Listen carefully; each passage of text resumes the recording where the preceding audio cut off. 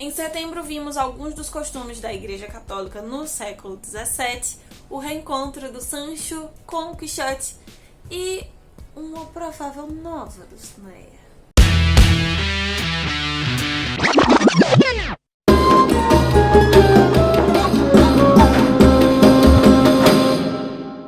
O que temos para hoje, Sanchos e Dulcineias? Eu sou a Larissa Bertolino e você está no Uma Garota Quixotesca, um canal no qual nós falamos sobre literatura e especialmente no episódio de setembro da Jornada de Leitura Conjunta. Em 2020 nós estivemos lendo e este ano 2021 continuamos e encerraremos a leitura do Dom Quixote de la Mancha, um dos clássicos da literatura espanhola. Nós já falamos várias vezes aqui sobre a importância do Quixote para a constituição da modernidade, do indivíduo moderno, e por isso, quem está inscrito na Jornada de Leitura Conjunta neste mês lê um artigo, uma análise interessantíssima exatamente sobre o viés do indivíduo através do Quixote, através de uma interpretação um pouco mais psicanalista, de um dos estudiosos que eu mais admiro, que tem uma grande influência na minha carreira acadêmica. Neste mês estivemos lendo os capítulos 55 ao 59. O Sancho finalmente sai lá da Ilha da Barataria e ele cai num buraco. Passa a noite, vira a noite dentro de um buraco. Isso é algo muito simbólico, podemos interpretar de modo muito simbólico, como uma mensagem uterina, ele ali recluso no seio da natureza para nascer um novo homem. Mas na verdade essa mudança é para voltar a ser o velho Sancho. Na verdade é uma reconstrução dos seus valores, uma reafirmação dos seus valores que ele muito bem aplicou durante ali os seus pouquíssimos momentos como governador. Nós vimos como ele foi prudente aplicando ali o seu conhecimento popular e os conselhos do Quixote, e agora ele surge para ser o velho e bom Sancho Panza. Ele começa a gritar e quando ele grita, de certa forma é uma espécie de parto, ele sai de dentro do útero da natureza e quem vai partir esse processo, quem vai começar esse processo é o Quixote, que vai encontrá-lo e retirá-lo dali, reforçando a ideia de que o Sancho não é o Sancho sem o Quixote, que o Quixote não é o Quixote sem o Sancho. E ainda nessa analogia maternal ou paterna, até de certo modo, o Quixote vai exercer esse tipo de orgulho e repreensão quando ele começa a ouvir toda a história que o Sancho vai contar da sua estadia ali na ilha. E isso vai trazer esse ar de orgulho, meu menino, que eu aconselhei, conseguiu fazer bem, e ao mesmo tempo repreensão, você não deveria, não poderia ter feito isso, aplicando essa função, progenitora. Mais uma frustração para o Quixote nesse processo de volta para casa que está ali se iniciando, nesse processo da tentativa do Quixote sair de dentro do Alonso Quijano, ainda nesses golpes em que o Dom Quixote vai sendo cada vez bombardeado para sair de vez do Alonso Quijano. Os filhos vêm lutar com o Quixote, por causa de outro plano ali dos duques, mas ele acaba se apaixonando pela donzela, a filha da Dona Rodrigues, que seria vingada, e no final das contas tudo termina bem, eles vão se casar e o Quixote não precisa provar o seu valor outra vez. Reforçando que o mundo imaginado pelo Quixote não existe mais, logo o Quixote não tem função, não tem nenhum propósito, nada que ele possa fazer para alcançar a sua dignidade. Toda vez que ele tenta fazê-lo, ou que parece que ele está fazendo, ele mais uma vez é ridicularizado. E mais uma vez nós temos uma questão levantada lá em julho, se a Altsidora era ou não apaixonada pelo Quixote. Pela forma como ela o ridiculariza, nos parece que sim, ela teve um leve devaneio, mas agora ela compreende exatamente quem é o Quixote. Ela não está mais no nível de frustração, ela simplesmente sabe que é um louco varrido e simplesmente tira sarro e ridiculariza e menospreza aquele senhor. Essa despedida ali do castelo vai se mostrando em todas as questões, seja no bélico, seja no social, seja no amoroso, em cada um dos aspectos que compõem a vida dos cavaleiros, que o Quixote não tem mais função naquele mundo, que o Quixote não é mais útil. Talvez a única forma como ele poderia ser conservado seria como memória ou como representação do sonho, da busca, da esperança. Em alguns casos, nem isso, porque as partes transcendentais, às vezes, que ele defendia não são alcançadas nesse último momento no Castelo dos Duques. No entanto, que seja pelo menos agora para representar o conflito do romance enquanto gênero, enquanto estrutura, como um reflexo do próprio conflito do homem moderno. Por mais que tenha sido trabalhado em todo o livro, desde a primeira parte, esses últimos capítulos, até os capítulos de dezembro, vai estar cada vez mais forte, profundo, explícito, o ponto do que o Quixote está construindo, do que o Quixote acaba se tornando como símbolo, representação e estrutura para a modernidade. A procissão, um dos momentos mais engraçados, não só da segunda, mas de todo o Quixote. Se nós formos olhar simplesmente pelo viés cômico, nós pensamos ali na Virgem, né, sendo levada durante a procissão, o Quixote interpretando como uma donzela indefesa e buscando livrá-la ali dos seus perseguidores, ele acaba destruindo toda a procissão, fazendo a maior bagunça.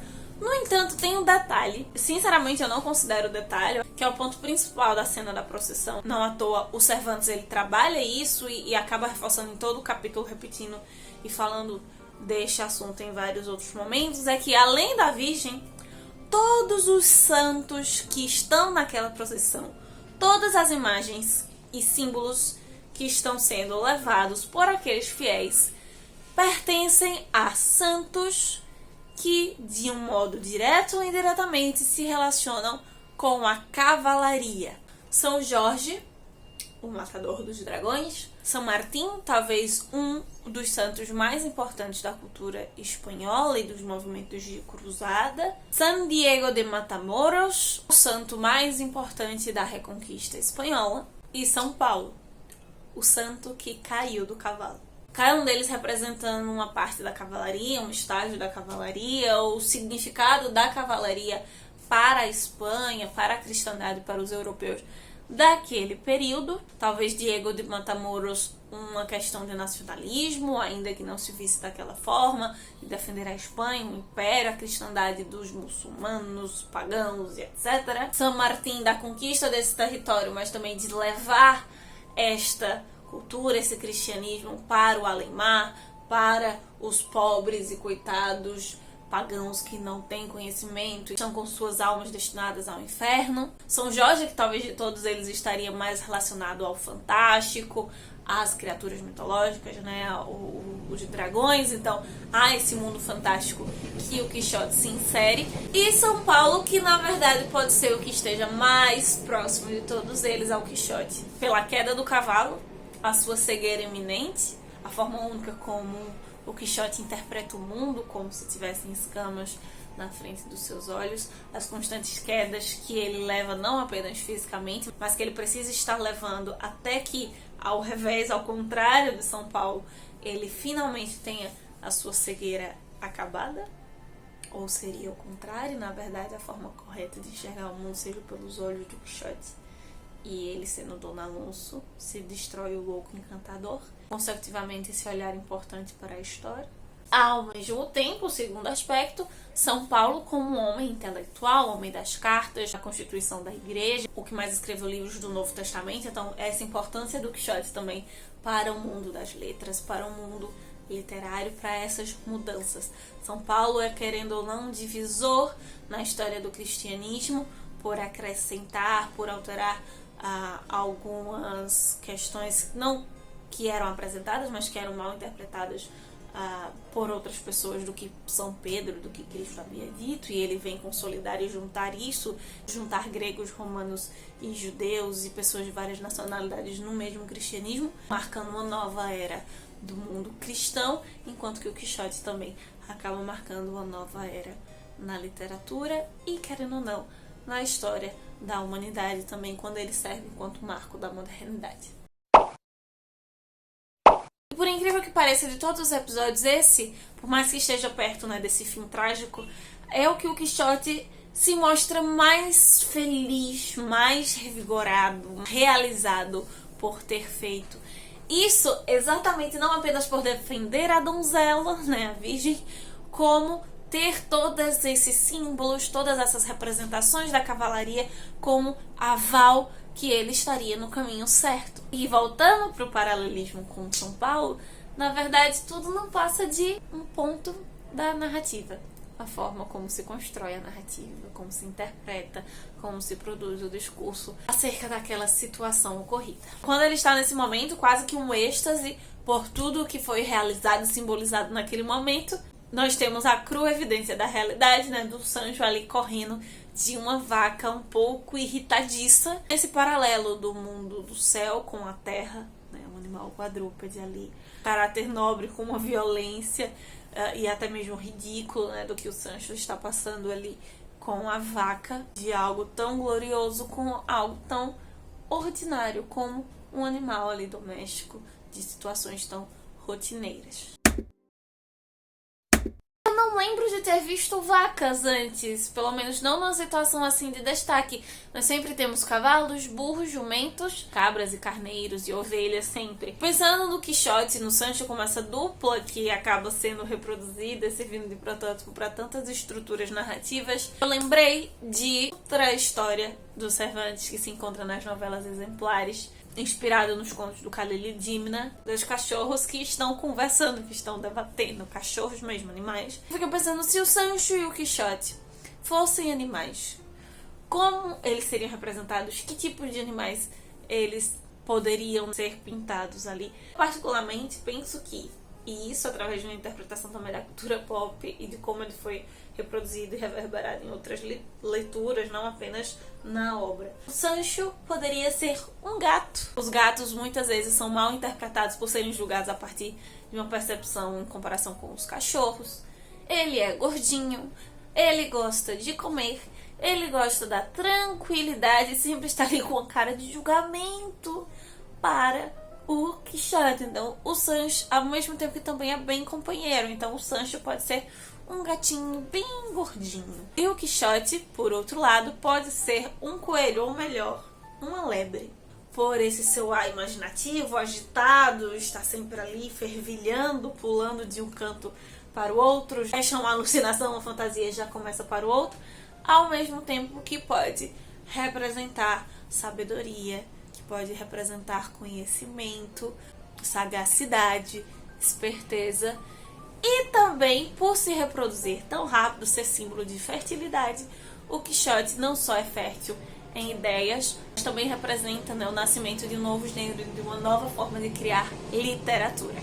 E você, conta pra mim, como você interpretaria, que animal você usaria para simbolizar o Sancho e qual animal você representaria o Quixote? Você pode comentar aqui embaixo, nos comentários do YouTube, ou lá no Instagram, @umagarota_quixotesca, no post específico sobre o desafio da JLC Don Quixote para setembro.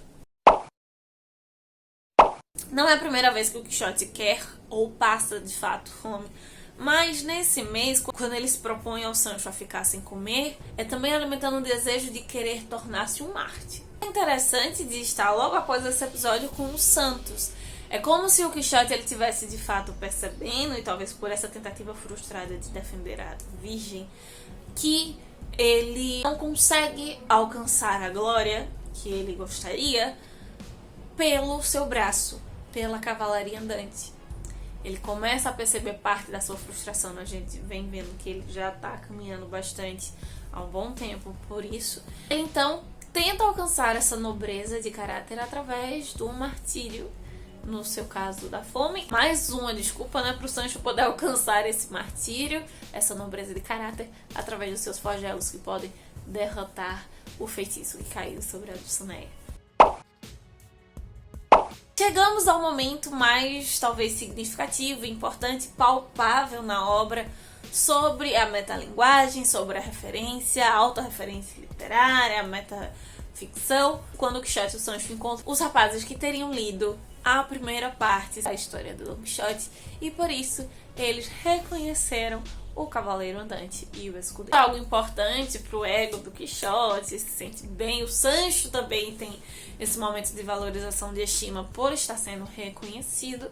E nós somos apresentados também a uma nova forma de concepção da literatura. A literatura com esse viés pragmático, didático, de certa forma, de auxiliar a sociedade a alcançar pontos mais nobres do seu desenvolvimento. Por isso que também o Quixote se sente tão feliz, porque não é apenas a fama pelo fato de ser cavaleiro, mas de estar distribuindo e reverberando esses valores no restante da sociedade. Por isso que ele fica extremamente revoltado quando ele descobre as diversas mentiras que o Avellaneda teria escrito acerca do seu caráter, da sua vida com o Sancho, fazendo com que ele se recuse a ir a Saragoça só para não fazer a mesma coisa que a Avellaneda disse que ele estaria fazendo. Nesse momento que os rapazes percebem que de fato o Sancho e o Quixote são reais, outra vez o Cervantes apresentando a função da literatura, ou as prováveis funções, a estética, reflexões sobre a produção literária, sobre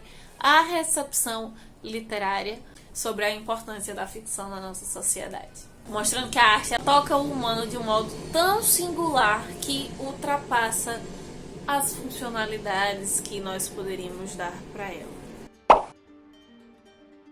Além, claro, do debate teórico, gramatical, de teoria da literatura ali no meio, em relação à fantasia, o sonho se tornando real, a possibilidade de fazer com que os nossos sonhos se tornem reais. E, de fato, acaba se tornando ainda mais real quando o Quixote decide não ir a Saragoça. Talvez uma interpretação nossa hoje, no século XXI, dessa valorização da autonomia do ser. Se colocar ali não como criatura, mas como indivíduo outra vez. E ele passa a ser tão real, mas tão real, que Cervantes pode dizer que irá matá-lo. Algo que para um ser que é apenas ficcional não seria possível. Que seguir escrevendo livros como os de Avellaneda só tornariam ele mais eterno e com uma diversidade maior, uma construção maior, que possivelmente se desenvolveriam outros personagens diferentes lá na frente. Para o Quixote, ao final, talvez mostrasse que ele seja muito mais do que apenas uma obra escrita, uma obra de literatura. Mas o desfecho de como Cervantes de fato fará isso, nós só vamos conferir lá em dezembro. Então é isso, meus queridos cavaleiros andantes. Estes foram os nossos comentários sobre a leitura do Don Quixote em setembro. Você que está participando da jornada de leitura conjunta, não deixe de compartilhar também as suas impressões, algo que eu esqueci de abordar, ou que você acha que eu não mencionei e gostaria de comentar outras coisas. Fique à vontade aqui nos comentários. Lembrando que lá no Instagram você também pode participar. Nós temos não só o compartilhamento da pergunta específica, de dicas, de sugestões de leituras, mas uma outra infinidade de formas de ler e de ter acesso à literatura, seguindo os passos do nosso querido Cavaleiro Andante. Eu te encontro por lá durante essa semana e na segunda que vem nós nos encontramos aqui mais uma vez às 7 horas da noite para continuar vendo muito além dos Manhãs de Vento. Vale! Por mais que seja gostoso e prazeroso a gente sentar e ler uma obra de uma vez de trás para frente, e que talvez até seja possível fazer uma leitura muito rápida de clássicos como Quixote, é muito diferente fazer uma leitura assim, pausada, comentando, lendo, saboreando aquilo que apenas os grandes nomes da literatura podem nos entregar de fato em bandejas de ouro. Aqui você pode conferir, além dos outros comentários sobre os outros capítulos do Quixote, algumas outras, por enquanto poucas, jornadas de leitura conjunta também sobre outras obras um pouco mais conhecidas, best-sellers da nossa literatura universal. E você pode conferir comentários sobre estes e outros tantos livros que marcam a nossa literatura e tornam a nossa vida mais linda.